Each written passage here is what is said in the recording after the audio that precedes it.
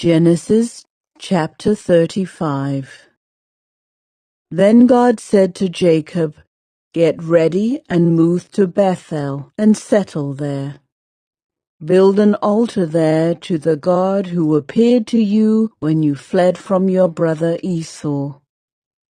So Jacob told everyone in his household, "Get rid of all your pagan idols.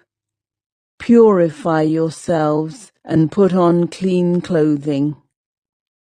We are now going to Bethel, where I will build an altar to the God who answered my prayers when I was in distress. He has been with me wherever I have gone." So they gave Jacob all their pagan idols and earrings, and he buried them under the great tree near Shechem.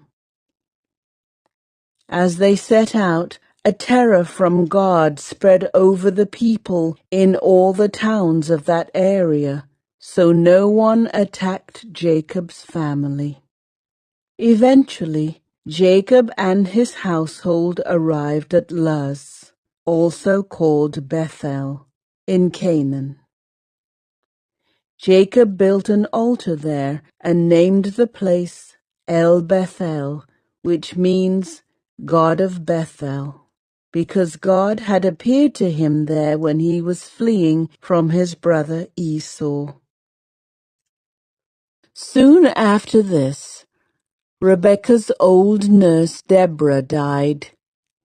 She was buried beneath the oak tree in the valley below Bethel.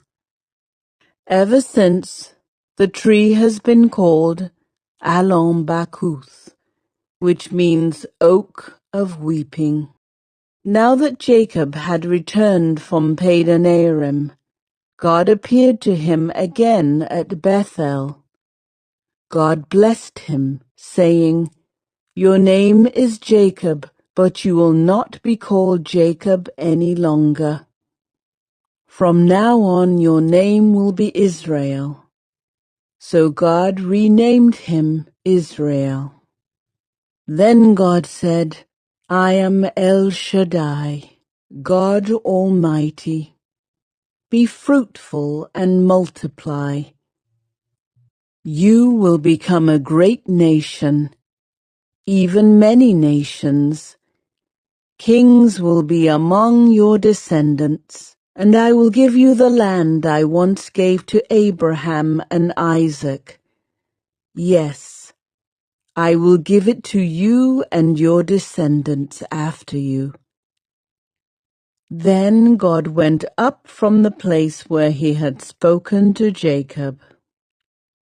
Jacob set up a stone pillar to mark the place where God had spoken to him. Then he poured wine over it as an offering to God and anointed the pillar with olive oil. And Jacob named the place Bethel, which means house of God, because God had spoken to him there.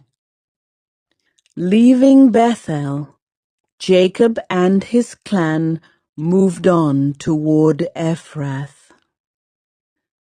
But Rachel went into labor while they were still some distance away. Her labor pains were intense. After a very hard delivery, the midwife finally exclaimed, "Don't be afraid, you have another son." Rachel was about to die, but with her last breath, she named the baby Benoni, which means son of my sorrow. The baby's father, however, called him Benjamin, which means son of my right hand. So Rachel died and was buried on the way to Ephrath, that is, Bethlehem. Jacob set up a stone monument over Rachel's grave, and it can be seen there to this day. Then Jacob traveled on and camped beyond Migdal Eder. While he was living there, Reuben had intercourse with Bilhah, his father's concubine, and Jacob soon heard about it. These are the names of the 12 sons of Jacob. The sons of Leah were Reuben, Jacob's oldest son, Simeon, Levi, Judah, Issachar, and Zebulun. The sons of Rachel were Joseph and Benjamin. The sons of Bilhah, Rachel's servant, were Dan and Naphtali. The sons of Zilpah, Leah's servant, were Gad and Asher. These are the names of the sons who were born to Jacob at Padan-aram.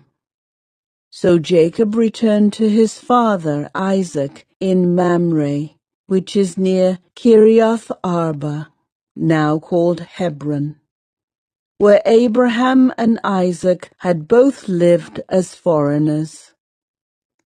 Isaac lived for 180 years. Then he breathed his last and died at a ripe old age, joining his ancestors in death. And his sons Esau and Jacob buried him.